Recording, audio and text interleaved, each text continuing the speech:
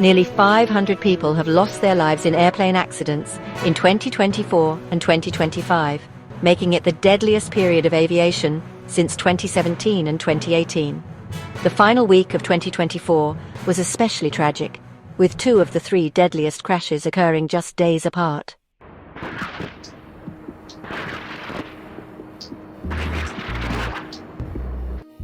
This sharp rise in fatalities stands in stark contrast to 2023, which was hailed as the safest year in aviation history with no major passenger aircraft accidents.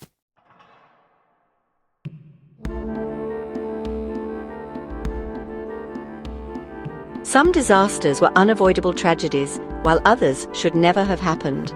From a missile strike to a runway collision, these were the deadliest aviation disasters occurring within the past 24 months. The year had just begun when the first serious accident occurred. Japan Airlines Flight 516 collided with a Coast Guard aircraft upon landing at Haneda Airport, igniting a massive fire and resulting in multiple fatalities. On January 2, 2024, a Japan Airlines Airbus A350 was on final approach to Haneda Airport in Tokyo. The flight had been smooth, and the aircraft was cleared to land on runway 34 right. Meanwhile, a Japan Coast Guard Dash 8 was taxiing toward the same runway, preparing for departure on a mission to deliver earthquake relief supplies following the Noto earthquake. The aircraft had already been delayed by 40 minutes, and the crew felt pressure to make up for lost time. As the Dash 8 moved along the taxiway, air traffic control instructed it to taxi to holding point C5 as number 1. C5 is a designated holding point at Haneda Airport, where aircraft wait for clearance before entering an active runway. The instruction was intended to direct the Dash 8 to hold short at this location and wait for further clearance. The phrase number 1 indicated that the aircraft was first in line for takeoff, but it did not explicitly grant clearance to enter the runway. The Dash 8 crew misunderstood the instruction. Instead of stopping at C5, the aircraft continued moving forward, crossed the holding point, and entered runway 34 right, the same runway where Flight 516 was just moments away from landing. At that moment, no one in the control tower or aboard the A350 realized the danger. The controllers, focused on managing multiple aircraft, did not notice that the Dash 8 had passed the holding point and entered the active runway. Inside the cockpit, the pilots followed their normal landing procedures. The Dash 8 was in a blind spot, invisible until the final moments of the approach. A runway conflict alert appeared on the controller's screens, a warning that an aircraft was occupying an active runway. However, the system was known to trigger false alerts, often flagging potential conflicts, even when an aircraft was still at a safe distance. Over time, controllers had learned to ignore these warnings, and this time was no different.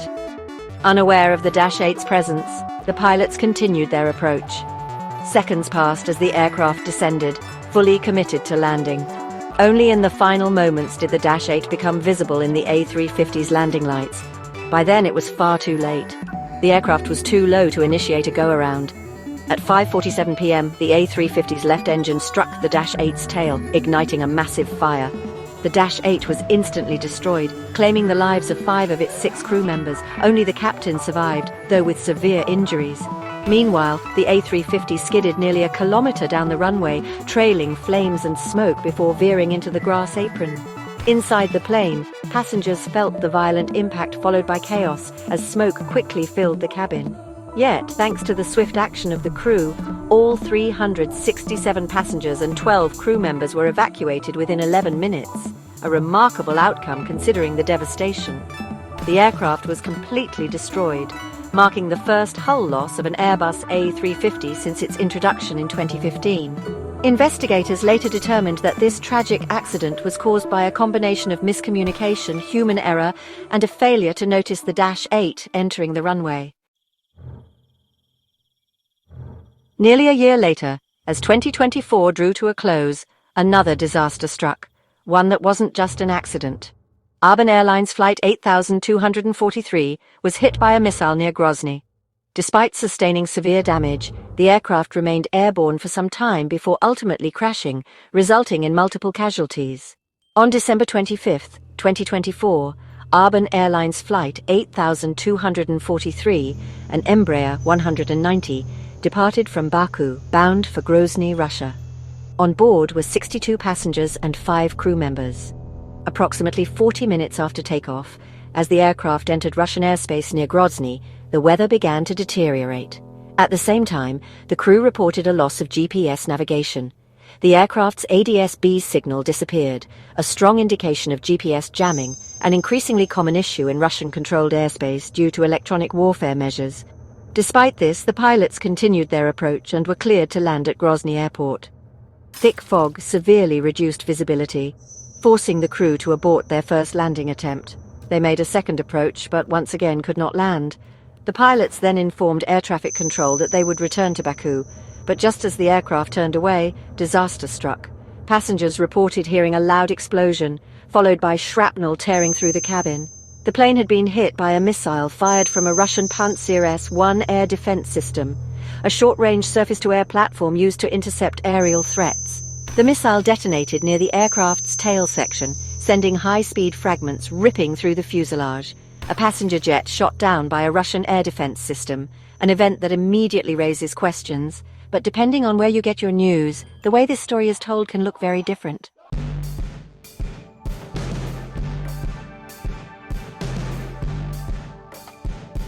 The crew, unaware of the full extent of the damage, initially attributed the impact to a bird strike and requested an emergency diversion. To signal distress, they set the transponder to 7700, the universal squawk code for emergencies, used to alert air traffic control and nearby aircraft of a critical situation. The pilots initially considered diverting to Mineralny Vody Airport, but after receiving reports of poor weather, they changed course toward Uitage Airport in Makhachkala.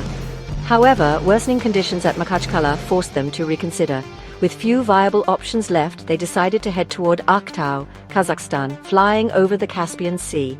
At 10:02 local time, the aircraft entered Kazakh airspace, reappearing on ADS-B tracking while flying westward toward Aktau International Airport. By this point, unstable flight conditions were making control increasingly difficult. The pilots attempted an emergency landing but could not stabilize the approach, forcing a go-around. A second landing attempt also failed. On the third attempt at 10:30 local time, communication with air traffic control was lost. Seconds later, the aircraft struck the ground 3 kilometers from Aktau International Airport. The right wing hit first, causing the aircraft to tumble, break apart, and explode upon impact. The fire consumed most of the front section, while the tail remained relatively intact, coming to rest upside down away from the main wreckage.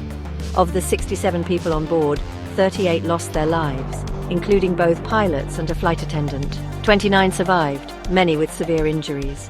Most of the survivors had been seated in the rear section of the aircraft.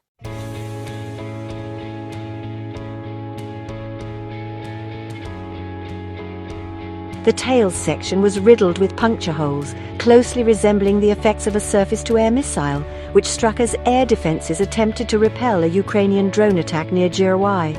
Survivors later confirmed that mid-flight shrapnel tore through the cabin, injuring both passengers and crew members.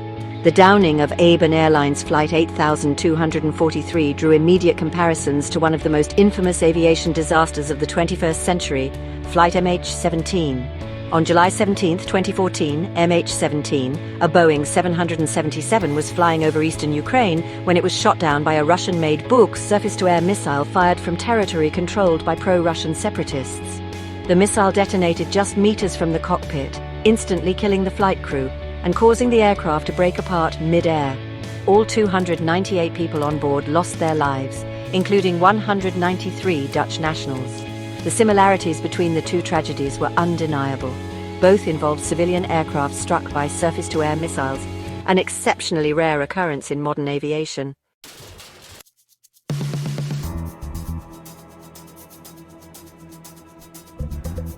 But while incidents like these make headlines, most aviation disasters happen under far more routine circumstances, and that brings us to the next story. On July 24th, a CRJ-200 operated by SAA Airlines was scheduled for a repositioning flight from Kathmandu Tribhuvan International Airport to Pokhara. On board were 19 people, including 2 flight crew and 16 airline technicians. The aircraft had been parked for 34 days before the flight. A return to service inspection was performed that morning, and the plane was cleared for takeoff. The latest MAA report indicated a visibility of 8 kilometers with a few clouds at 1,000 feet and scattered clouds at 3,000 feet. At 11:10 a.m., the CRJ taxied to runway 02, rolled to the end of the runway, turned around and began its takeoff roll. Immediately after liftoff, the aircraft exhibited unstable movements. It rolled to the right before sharply banking left, followed by another right roll just seconds later. The right wingtip struck the ground. The aircraft continued sliding forward, hitting a freight container before plunging into a 130-foot deep gorge near a hangar and a radar station. The impact triggered a fire, and thick smoke billowed from the wreckage. Firefighters arrived within a minute, working to extinguish the flames and rescue any survivors. Of the 19 people on board, 18 lost their lives. Only the captain survived. Both flight recorders were sent to Singapore for analysis under Nepal's Aircraft Accident Investigation Commission. The preliminary report in September found that the aircraft rotated excessively during takeoff, pitching up at a rate far higher than usual. Investigators also uncovered procedural oversights at SAA Airlines, including improper loading and inaccurate performance calculations, with recorded takeoff speeds differing significantly from calculated values, raising concerns about safety management within the airline.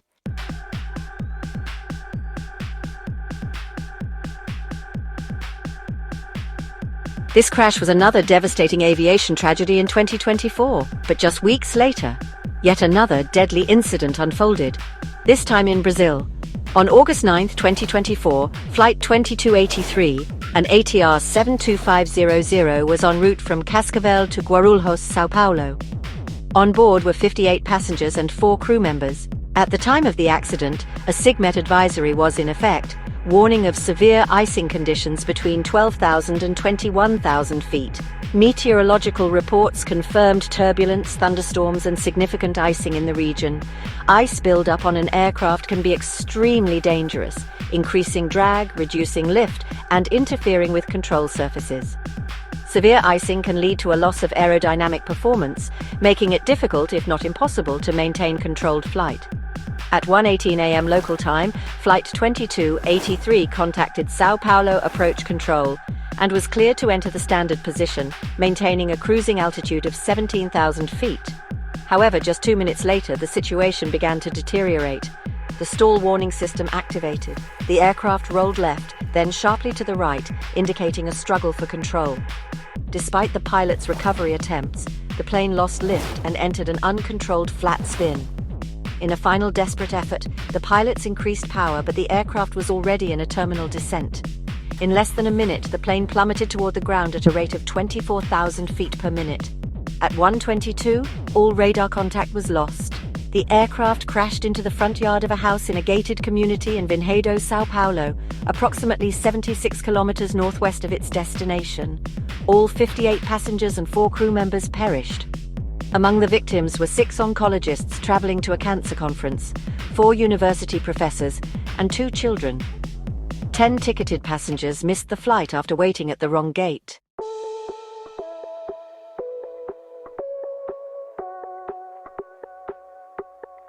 The Brazilian Aeronautical Accidents Investigation and Prevention Center launched an investigation. Both flight recorders were recovered and sent for analysis. A preliminary report confirmed the presence of ice buildup on the aircraft and multiple failed de-icing attempts. The pilots activated the de-icing systems several times, but the flight data recorder data suggested it was not functioning as expected. Several months later, disaster struck in Lithuania, where a Swift Air Boeing 737 cargo jet crashed into a residential area. On November 25th, a Swift Air Boeing 737-400 cargo aircraft, carrying freight but no passengers, was approaching Vilnius International Airport when disaster struck. Preliminary reports indicate that the crew reported an unspecified emergency shortly after beginning their descent. Eyewitnesses described hearing an unusual engine noise and seeing the aircraft descend at an abnormally steep angle. Moments later, the freighter crashed into a residential area approximately 1.3 kilometers north of Vilnius International Airport. Local authorities, supported by CCTV footage, confirmed that the aircraft appeared to be in a controlled descent before losing altitude rapidly. The crash site revealed significant wreckage dispersion, suggesting a high-impact collision. 1 crew member was killed and the other 3 were injured. Lithuanian aviation authorities and Swiftair's safety team are investigating the cause of the crash. ATC recordings reveal that the crew issued a distress call but were unable to provide specifics before communications ceased. The aircraft's flight recorders have been recovered and are expected to yield critical insights into the sequence of events leading to the crash.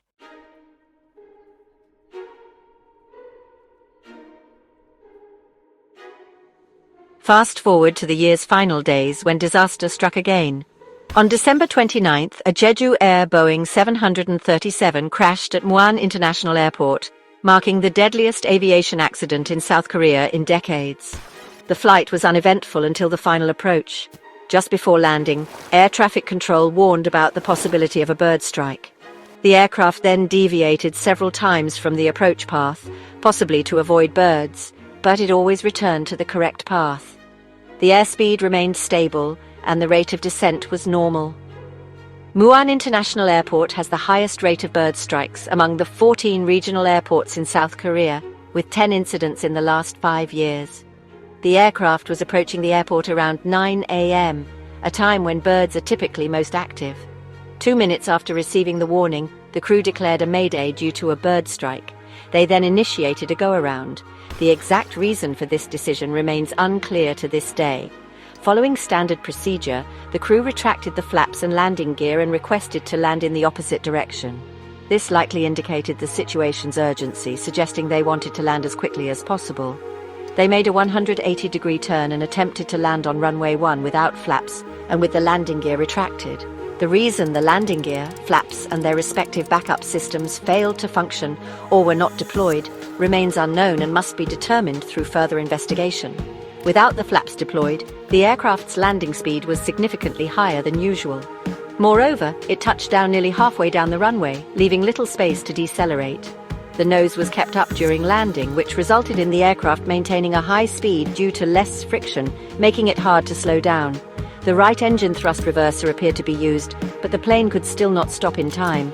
The aircraft eventually overran the runway and crashed into a berm, encasing a concrete structure that supported an antenna array for the instrument landing system. The collision killed all 175 passengers and 4 of the 6 crew members. The surviving 2 cabin crew were seated in the rear of the plane, which detached from the fuselage and were rescued with injuries. They were taken to the hospital but were later discharged. Feathers and bird bloodstains were found on each engine.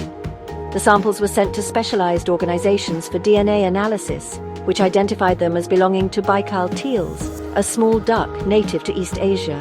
While the spike in the number of plane crash-related deaths was unmistakable in 2024, aviation experts caution against jumping to conclusions based solely on statistics. Deadly passenger aircraft crashes remain rare, and even one major incident can dramatically impact the numbers, turning an otherwise statistically safe year into one of the worst. As Jan Arved Rohr, an aviation safety consultant, puts it, it's best to look at aviation safety over decade-long periods. I'm pretty confident that 2024 may be regarded as an outlier in years to come. In fact, according to the International Air Transport Association, 2023 recorded a fatal accident rate of 1 for every 1.26 million flights, the lowest rate in over a decade. To put it into perspective, that means a person would have to travel by air every day for 13,239 years to experience a single fatal accident. As we reflect on the tragedies of 2024, it's important to remember that aviation safety has made remarkable progress over the years, and the industry remains one of the safest modes of transport in the world. Please comment, share, like, and subscribe to the Science and History Archives channel for more amazing content. Stay tuned for our next episode where we will review the recent airplane crashes that have occurred so far in 2025.